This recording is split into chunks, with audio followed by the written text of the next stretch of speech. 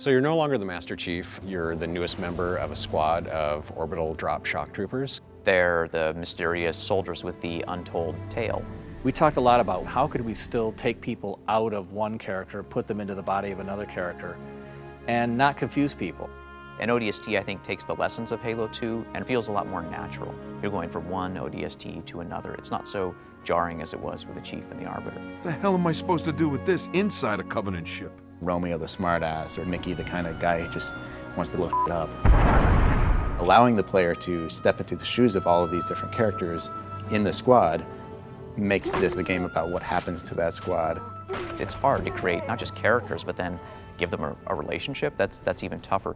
Get this thing off of me! You've got Buck, who's the squad leader. He's the most hard-boiled, hard-bitten, seen everything, been everywhere, a little bit more cynical than the other soldiers, because he survived the longest. No! They're gonna burn this city and then glass the whole planet! Covenant bastard! This is like Reach all over again! Buck is the guy you want to be. You believe in him because he cares about his squad. All I care about now is getting my men out of this city. At the same time, he's distracted by this ex-girlfriend of his. Dare, she's an Oni operative. She takes over the squad. Replacements?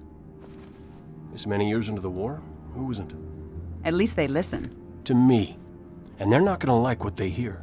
He wants to do his mission right. He wants to save his squad. And this whole time, Dare is there kind of poking him in the ribs. I never thought I'd see you again. Yeah? Well, here I am. There's something to be said about using Nathan and Trisha, who are, really strong sci-fi actors. What we bring to the table is a lot of experience. A lot of spacefaring, a lot of changing trajectories, a lot of slip space ruptures. We know. Veronica definitely has balls. What was that for? Abandoning the mission. What mission? For me, it was about creating a credible history between the two of them. And by dipping into that history, I think that creates the relationship. Look, don't start about my job. We both agreed to end it. That was years ago, Veronica. I'm a little fuzzy on the details. We talked about what it would be like to suddenly be in the body of some other character who was just in the cinematic you just watched. Say again, Buck. You're breaking up. I said stay put. I'm on my way. And then actually hear his voice coming out of your body. We missed our LZ. This grid is packed with Covenant. Be careful. I appreciate the concern. We call them vignettes, and they're basically the last shot of a flashback cinematic, right before you take control of Dutch or take control of Buck. And it's a shot from first person. You can see your arms, you can see the weapon that you're holding. We use it as a kind of a direction indicator or a mission indicator. The player doesn't have control of the camera yet, and the character is kind of easing him into that and leading him into where he needs to be going and what he needs to be doing. You really kind of get inside some of these characters, and I think that the vignettes helped so it wasn't quite so jarring. Mickey, you're with me.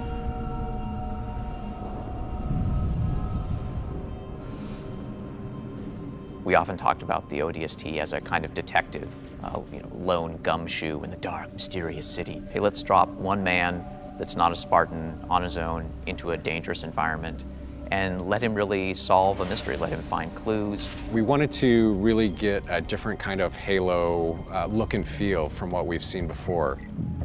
One of the cool challenges was how do we make the city of New Mombasa, in a way, a character in the game? Sound was critical in helping us really create that pacing and mood. We tried to make everything kind of quieter, especially when you were in the hub. We wanted the hub to be dark and rainy and have that film noir feel. There was a point halfway through the production where the programmer said, we can't implement rain in the engine. Maybe we don't actually have rain falling all over the place, but we have to have the feel of that rain is in the distance. It's raining in that environment because of the sound guys. We also switched the surface types on the ground to kind of have that wet, slappy footstep. As the thing started taking a life of its own, in no way did I want to hear any Halo music reused. It really deserved to have its own flavor from beginning to end. The score that Marty wrote really lent itself to both that film noir feeling and that feeling of loneliness that you have in the hub. how do you make a difference musically from the daytime action scenes and always bring you back to the nighttime hub was a little bit of a challenge. First thing I said is no monks. There just cannot be monks in this thing. I knew I could use a solo saxophone, which has a really nice interaction with orchestral instruments. It's not something you normally hear with an orchestra. And it could really just change the whole color and feeling that sort of carry you through the hub. As the game itself got bigger and bigger, I needed more and more music, which is why I have more gray hair, so that's how that goes. There are some key elements that you'll find in the city. What if the phones rang? What if the ticket kiosks began to spit tickets and coins came out of vending machines? What if the city was trying to communicate with you? What the heck's going on? Sir, I'm really sorry about this. I was just trying to get out of the city. The thing that's the most different for me playing this game is the ability to randomly pick up the radio play story, which tells an entirely different story with entirely new characters. Old Mombasa. Dad, there's a ship. Listen, sweetheart. I wanted to tell you at breakfast, but you left so early. So the ringing phone became this jumping off point for what eventually became the superintendent. And then Sadie's story too. A car just came out of nowhere, smashed all the brutes. Was that you? My head. I thought airbags were supposed to stop you from getting hurt. Your tax dollars at work. So the superintendent's tale is this really neat evolutionary piece that you follow throughout the whole game. It's a very simple story when you get down to it, but it's told in an elegant way, in a complex way. You can understand and enjoy the ODST story if you don't pick up any of the telephones ringing in the city or any of the other objects.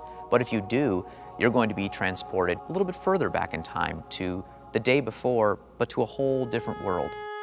Like a detective, you have to put it all together, and it's the layers that make the story so interesting.